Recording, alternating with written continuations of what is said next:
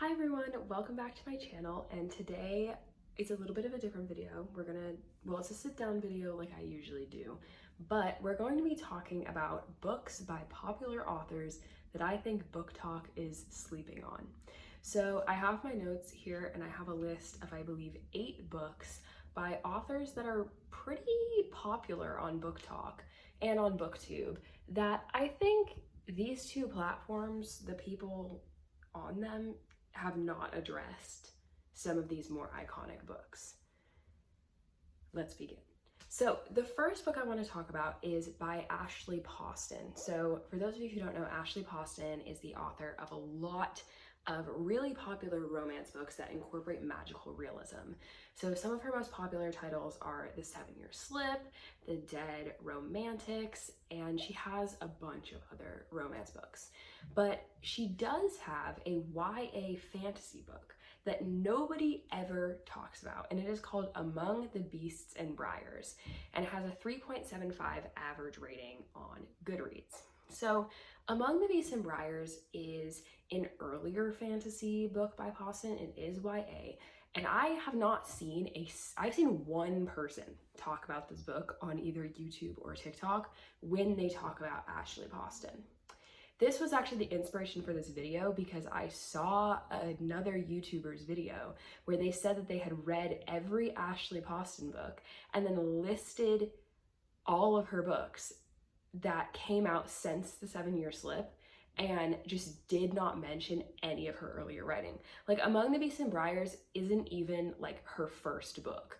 So it rankled me. And so I felt the need to make this video. So Among the Beasts and Briars is about our main character, Ceres, or Ceres, I'm not really sure how to pronounce it, but she lives in an extremely idyllic kingdom. The magic there prevents anything bad from ever happening. And however, surrounding the kingdom is where all the bad magic goes, is this horrible, scary forest. And this main character, Ceres, she has a curse on her because there was an incident where like her whole family like died in the forest and she got this curse. And a new queen ascends the throne of this kingdom, and because of her curse, the queen is like pursuing Ceres, and so Ceres has to flee into the woods with her talking fox companion to find the lady of the woods to help save the kingdom and break her curse. And that's essentially like the premise. This is not Poston's strongest book. I'm not gonna lie, like this, it has a 3.75 average rating. Is it revolutionary? No. Do I think you can say you've read every single one of Ashley Poston's books if you haven't read this? I also don't think that. So it really irks me that people don't talk about this book ever, and I'm here to spread the good word of Among the Beasts and Briars. The second book that I want to talk about is actually a trilogy, but I'm only going to talk about the first one, and it is the Winternight Trilogy by Catherine Arden, which this trilogy, the first book has a 4.08 on Goodreads. The first book is called The Bear and the Nightingale. So for a little context, Arden is the author of The Warm Hands of Ghosts, and then her newest book, The Unicorn Hunters, just came out, and I believe it was a Fairy Loot pick for June, I'm not sure. And the Winternight Trilogy is Arden's debut, and it focuses on Russian mythology. It's really, really good. So the first book, The Bear and the Nightingale, follows our main character Vasilisa, who grows up kind of in rural Russia, learning about like the household and forest spirits that if you give them gifts or like food, they will protect your home or your property or the forest. And this is like a very core part of like Russian folklore and mythology. And when Vasilisa's mother dies, her father travels to the capital city and returns with a new wife. And Vasilisa's stepmother refuses to honor the spirits and prevents everyone in the family from honoring the spirits as well. So this is a really big deal because if you don't give, it's a reciprocal relationship, right? If you don't give to the spirits, they don't protect you back. And that's goes incredibly wrong instantly.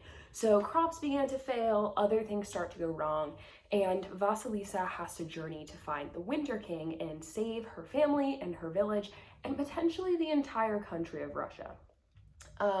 I am literally begging people to pick up the Winternight Trilogy. It is incredible, and I think that Arden has only become a better writer over time. And you can tell because the series just gets better and better and better. And the first book is already extremely strong. So I am begging people to pick this up. If you like fantasy, if you have been enjoying the kind of resurgence of like folklore and fairy tale literature recently, you should pick this up. I beg you. The next book I want to talk about is part of a duology. It's the first book in the duology, but I think you can stop after the first one, which is why I'm only talking about the first one. And that is Empire of Sand by Tasha Suri, which has a 3.82 average rating on Goodreads. So Tasha Suri is the author of the Jasmine Throne trilogy, which I think has had a bit of a surge on TikTok recently. And I've heard it's really good, haven't read it. I've only read the Books of Amba, and this is the first book in that duology. So Empire of Sand is an older duology by Tasha Suri that gets so ignored. Like, I have not seen a singular person on TikTok or YouTube talk about this book or this duology. And the first book in it is truly incredible. The second book is not that good. I can admit that, but the first book is really good. And I think that people who liked like the Jasad Heir or We Hunt the Flame would really, really like this. It is a Mughal Indian inspired fantasy novel, which is like a mythology that we don't see a lot. So I really think that like more people should read this. Empire of Sand follows our main character, Mare, who is the illegitimate daughter of a governor and an I think it's Amriti woman.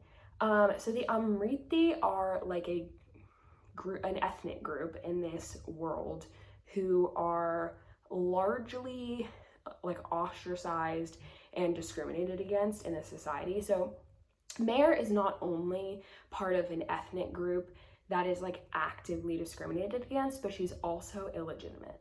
So that's why she runs into a lot of issues in her early life. But as she gets older, she also discovers that she has magic. And this specific magical power is very, very specific to the Amriti ethnic group. And it is actively being erased by the government. So if they found out that she had this magical power, they'd probably kill her instantly. And so she spends a lot of time hiding it, but eventually a mystic from the Empire discovers her power, and Mare's like cardinal trait is that she's extremely cunning. And so she uses her cunning to evade capture and also discover the true nature of her magic. I am begging for people on the internet to recognize the like incredibleness of this book. I need people to acknowledge that it even exists, because I am astonished that people who liked books like The Jasad Heir and We Hunt the Flame haven't read this. Like, it actually baffles me. And like, I guess this goes without saying, but for all of these books, like obviously there are definitely people on the internet talking about these books, and I just haven't come across them. But like the point that I'm making is that like Booktok specifically is ignoring incredible books by really popular authors just because they aren't like in the know right now, like they haven't just been released. The next book I want to talk about is another fan favorite of mine. I rated this book 5 stars, and that is The 10,000 Doors of January by Alex E. Harrow, which has a 4.01 average rating on Goodreads. So it is like really quite highly rated. Alex E. Harrow is the author of The Everlasting, which is a book that came out pretty recently. She's also the author of The Once and Future Witches, which is also very underrated. and I recommend, but I'm here today to talk about The 10,000 Doors of January.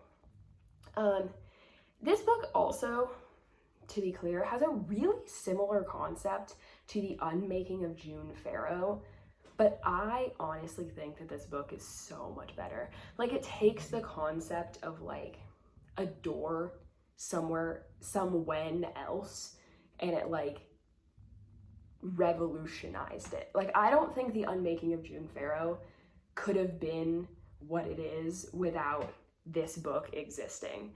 And maybe that's a hot take, but if you like The Unmaking of June Farrow, you'd probably like this. So The 10,000 Doors of January follows our main character, January, who is the ward of a very wealthy man. So she's provided for, but she's like largely ignored, and she's very, very independent. And this man is also an adventurer. So his house is filled with like artifacts and old books and like a ton of just like crap everywhere, right? And one day she finds a mysterious book in the library, which is like kind of a big deal because like there's a lot of weird stuff in this guy's house. So if something seems extra weird, it's like kind of a big deal. And this book tells stories of doors and other worlds and other times and how you can like travel between these places and times using these doors. And the plot kind of kicks off when she travels through one of those doors, and then like the adventure progresses from there. Alex E. Harrow ate with this one, guys. Like, I need you all, like, The Everlasting was good. The Once and Future Witches was great. 10,000 Doors of January is exceptional. Like, I will talk about this book until my dying breath. That's how badly I need people to read it. I'm gonna move on, but just know that if any book on this list is like my top recommendation, it's this one. The next book is Greek Lessons by Han Kang. We're gonna take a pivot into literary fiction town. This book has a 3.6 on Goodreads. It's a very controversial pick in terms of its quality. I gave this book 5 stars. I think if you're locked in enough, you could give it 5 stars, but it's up to you. Han Kang is the author of Human Acts and The Vegetarian. Those are their 2 most popular books, most well-known books. And Greek Lessons is actually one of Kang's newer books, but it's often ignored in favor of Human Acts and The Vegetarian. But this book is like literally less than 100 pages. So I need y'all to lock in, frankly. Greek Lessons follows a woman who has become mute as the result of like very intense grief. She loses her mother dies, and then she loses custody of her son in like pretty short succession.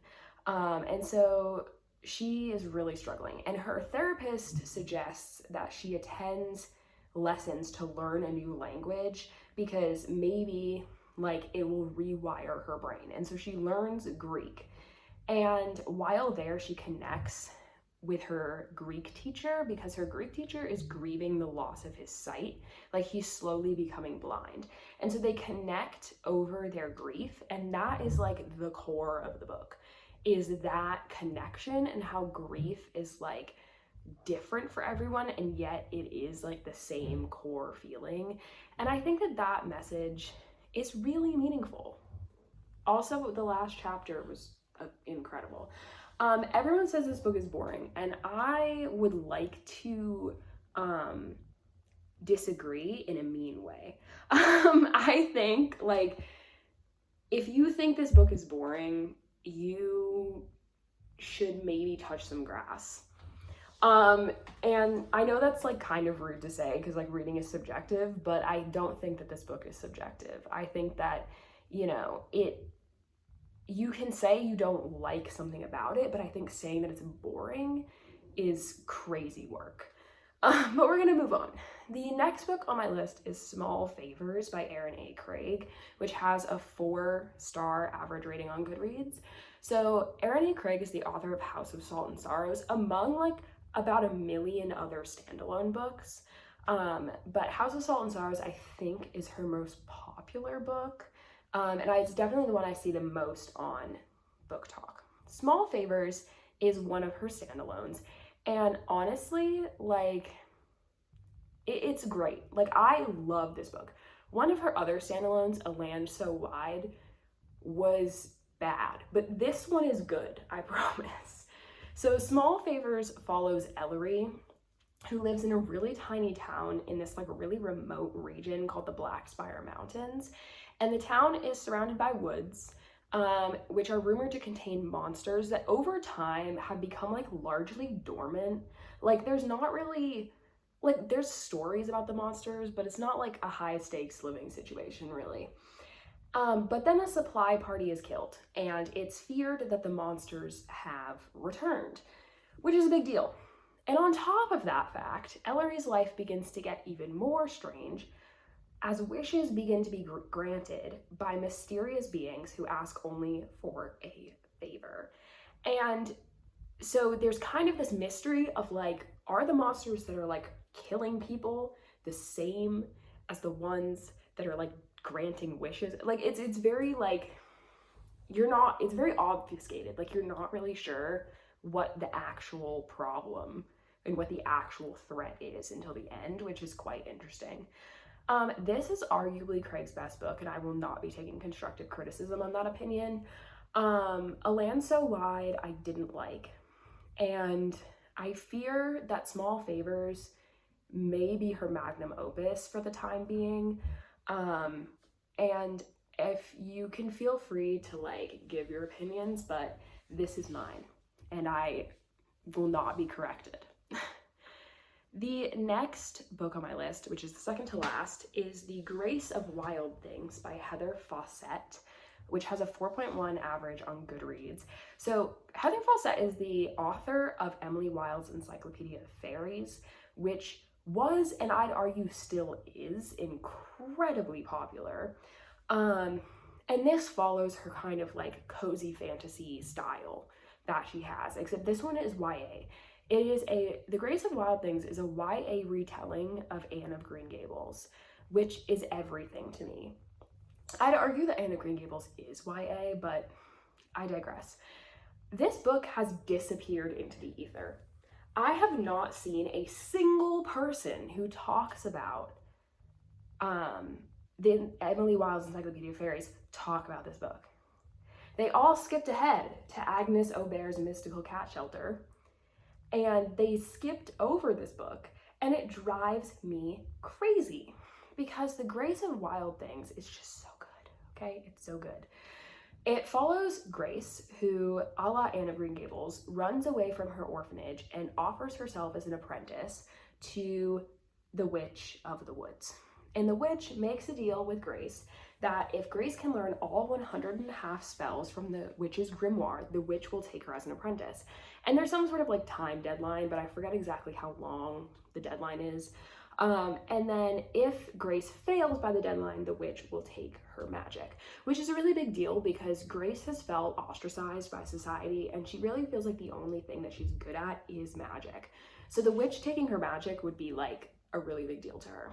But over time, the witch and Grace start to bond, but the problem is that the spells are way harder than Grace thought they would be, and she's really struggling. And then on top of that, someone is trying to oust the witch from the woods, and Grace will lose the only home that she's like come to know, which is incredibly bad.